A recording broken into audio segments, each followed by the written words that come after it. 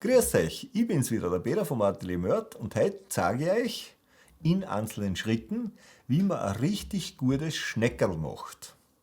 Ich bin neugierig, ob euch das auch so taugt wie mir. Jetzt warst du dran, Tobias. Bitte!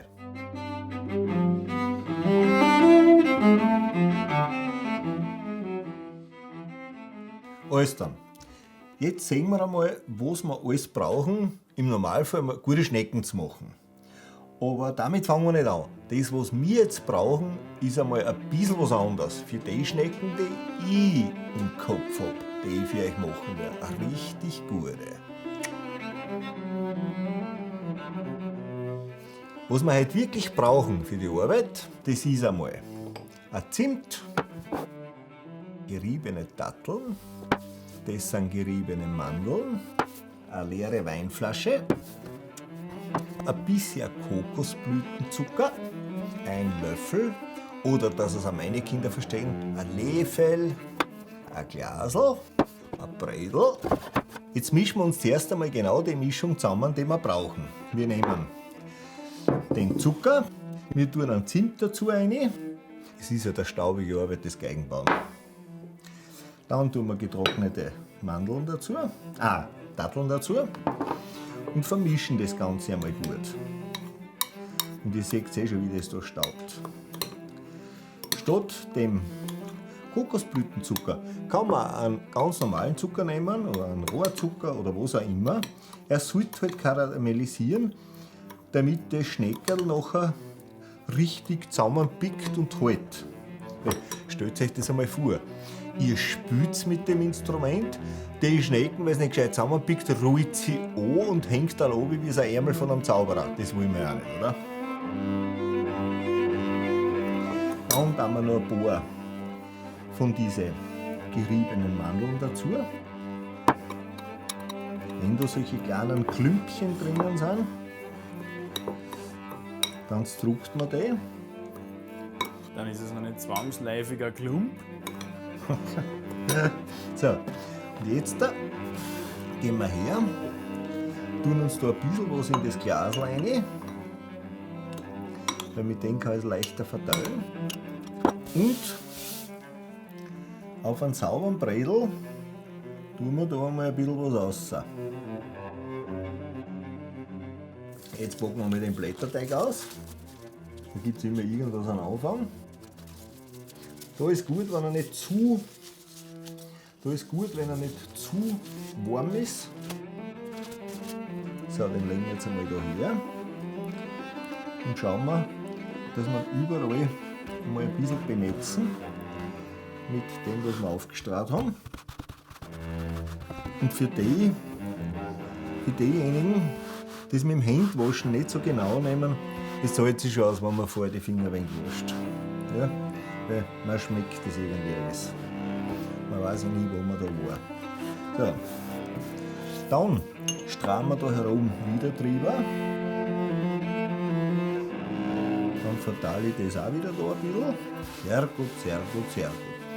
Jetzt ist das Ding unten und oben mit der Mischung bestreut. Ja? Jetzt gehen wir her und walzen das mit einer leeren Weinflasche auf genau 1,6 mm aus.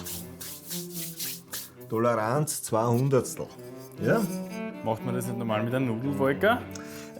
Ja, aber ganz ehrlich, ich habe so ein bisschen Berührungsängste mit den Nudelwolkern. Das ist so die Erfahrung, die man jetzt sammelt im Laufe von vielen Jahren.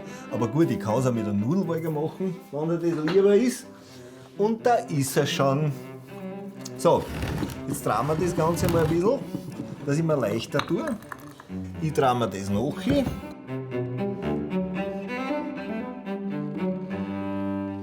Das Ganze ist natürlich voll vegan. Das heißt,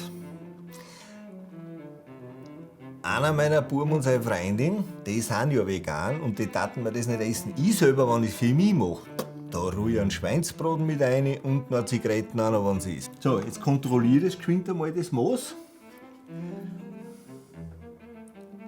passt ganz genau. Ja. Jetzt schneiden wir es nur einmal durch, damit ich mir ein bisschen leichter tue. Ja. Und jetzt fangen wir an, das einzurollen. Das ist jetzt nachher eigentlich auch für den Klang ganz was Wichtiges. Ja. So, einmal auf einer Seite, ganz einfach gesagt, halbe, halbe. Da tue ich mir einfach ein bisschen leichter. Da ist ja selbst für einen geschickten Handwerker wie mich gar nicht mehr so einfach, das einzunudeln. Im Übrigen sind wir jetzt da mitten in unserem ersten Video von einer kleinen Serie Wake and Bake. Habe ich es jetzt richtig gesagt, Kasper, das Wake and Bake? Gott sei Dank. Ja, ich bin es ja nicht so gewohnt. Ja, und ich schon, oder was? Da hätten wir einmal eins so drum. Und das zweite auch. Jetzt da schneiden wir das einfach mal in so Stickerl.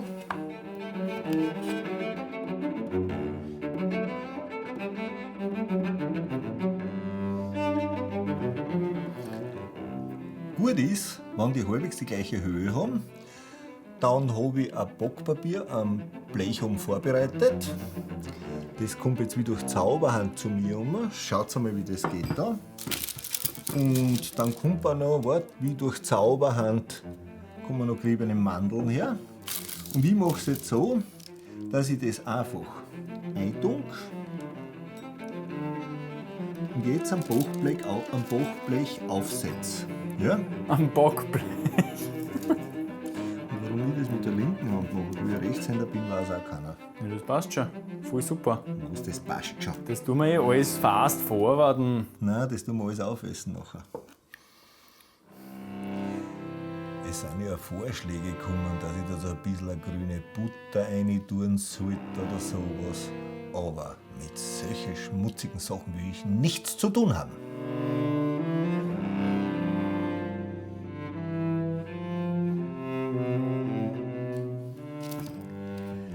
Aber nachdem das alles voll vegan ist, bleibt ja die Hoffnung, dass sie auch die liebe Kathi gerne essen mag.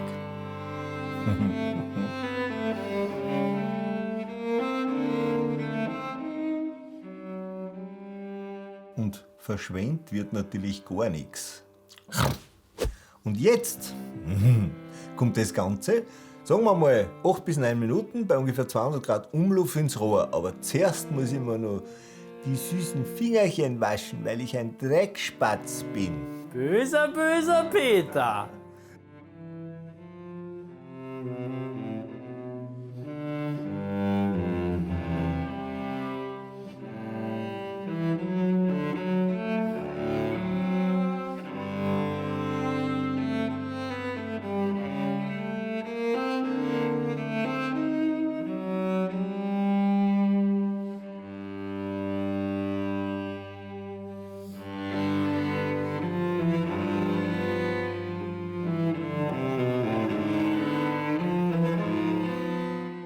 Jetzt ist das Blech aus dem Ofen heraus und jetzt hat man genau 2 Möglichkeiten. Entweder frisst man gleich alle von der Blätter auf oder man tut es auf einen Teller. Dann kann man es auch noch ein bisschen anzuckern.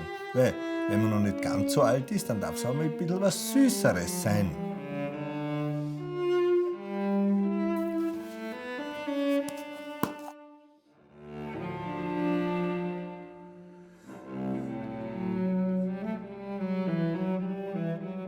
Das Werk ist vollendet. Das weiße Pulver, was ich da drüber gestrahlt habe, ist Zucker. Ich schwöre, doppelschwöre. Wenn sich wer vorstellen könnt, dass ihm genau sowas richtig gut schmecken tat, dann probiert es einfach einmal nachkochen und schreibt uns den Erfolg oder auch den Misserfolg in die Kommentare rein. Alles dann, hat mich gefreut, dass ihr dabei wart und wir sehen uns beim nächsten Video wieder. Pfiat euch! Wenn ich einen einzigen Kommentar lies, warum der kein Haarnetz tragt. Geriebene Datteln. Ich bin ein Trottel. Ja, nochmal. Ah ja, habe ich natürlich auch nicht zugehört. Jetzt warst du dran, Tobias. Bitte. Das hört man dann eh nicht, keine Sorge. Dann koste ich eins und dann sage ich, ah, die sind so grausig, da brauchst du gar nicht kosten. Ich entsorge die. Auf 3, 2, 1.